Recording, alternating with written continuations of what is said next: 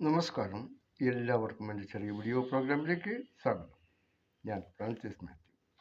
തിരുവചനത്തെ ആസ്പദമാക്കി ഇന്ന് എനിക്ക് നിങ്ങളുമായി പങ്കുവയ്ക്കാനുള്ളത് വിശുദ്ധ മത്തായിയുടെ സുവിശേഷം 2-ാം അധ്യായം 11-ാമത്തെ തിരുവചനമാണ്. അത് കർത്താവായ യേശു എവിടെയാണ് ജനിച്ചത് എന്നാണ് വിശുദ്ധ ബൈബിൾ സാക്ഷ്യപ്പെടുത്തുന്നത്. ഈ വിഷയത്തെക്കുറിച്ചാണ് ഇന്ന് എനിക്ക് നിങ്ങളുമായി പങ്കുവയ്ക്കാനുള്ളത്.